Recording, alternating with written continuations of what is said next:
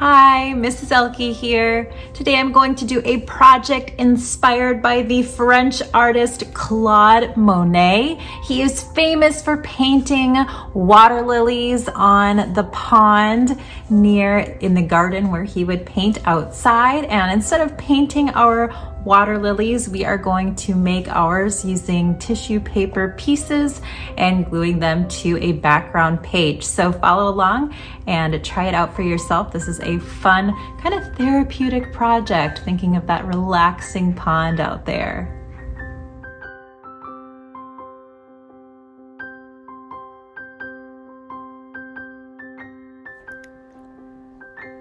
For this project, I'm using a piece of construction paper. My piece happens to be square, but you can use rectangle as well.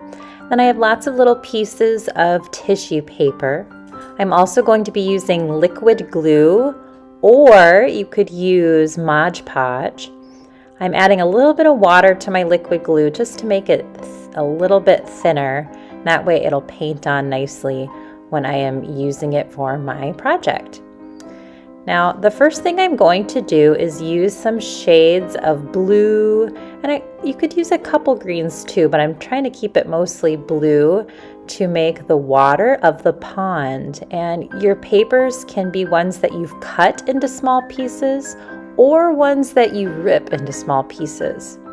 And I'm taking an old paintbrush and I'm painting a corner of my paper, and then I'm going to lay down my tissue paper on top, and then I'm going to cover that with paint again. So I will have paint under my tissue paper and on top of my tissue paper as well to give it a good, nice sealing coat. Next, I'm going to add another piece, and I'm going to go ahead and paint that piece again, so that it kind of helps seal it down to the paper. I'm going to paint another area with my glue mixture and put another piece and then paint over it. It's very important that you paint over the entire paper when you have put it down so that none of the little corners are sticking up. We want the entire thing to lay nice and flat on our page. Next, I'm going to put some more pieces, and notice it's okay for the pieces to overlap each other. It's okay if they stick off the edges of the page as well, because we can always trim those later. The main objective is to make sure to have paint underneath and on top of each piece of tissue paper. So I'm going to lay it out and paint on top. So you want to keep your paint pretty close to your page, your glue paint that is, so that you're not having a trail of paint or glue go across your table. So I'm leaving it right next to my page here and then adding nice amounts of paint on top. Now you'll notice as I am painting this glue, I'm making sure that it's kind of thinned out, so I'm not leaving big clumps of white on my paper here. If there's a big clump of white, I try to paint over it so that it's not super visible on my page. I want a nice even covering. Got to make sure my area underneath is nice and wet, and then add a new piece of paper on top and then paint over. Notice this piece is a little bit darker than the others, but it's okay to have that variety. When Claude Monet did his paintings, he used lots of different colors to create the water effect. Lots of light blues and dark blues and light greens and dark greens, and all of those little bits of color that he used gave the impression of the water of the pond. All right, now you can see that I filled my entire page with the colored papers, and now I'm going to create some water lilies. Now, if you have a larger piece of tissue paper, it may be easiest to actually cut out a circle and then cut out a little slice, like a pizza slice or a pie slice of that circle.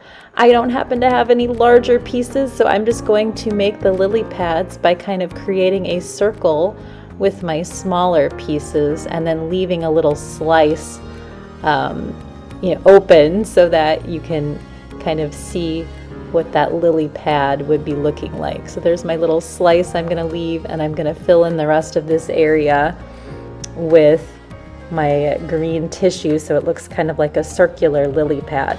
So either way, if it's easier to cut out tissue circles and then cut out a little slice, or kind of create a circle by using smaller scraps. But this is going to be my first lily pad. And I am using the same technique. We're making sure underneath is wet and then applying the glue mixture on top as well. I'm going to go ahead and do a couple of these lily pads on my paper, and it just depends on how large your paper is and how large your pads are as to how many you can fit on your page. So I'm going to get a couple of them on there, making sure to put them in a circular shape or design here, and then making sure that they are covered with the glue mixture so that they sit down nice and flat. Lily pads are usually pretty flat. We want them to look like they're just kind of floating on the top of the water here. And then for the flowers, I'm actually going to kind of crinkle the tissue paper, and then I'm going to make sure that I put kind of an extra large glob of glue wherever the center of the flower is going to be. So maybe I'll put one kind of hanging right next to this one, and then you can kind of put some glue just in the middle so that the edges kind of pop out towards you. And again, with the flowers, you can do the same type of thing. They can be as many or as few as you would like, and they can be just kind of floating on the page, making sure that you leave some of the tissue paper sticking up so that they look like they're kind of coming out towards you. And I'm putting all pink water lilies in mine, but if you wanted other colors, I'm sure you could probably do that as well. There you have it.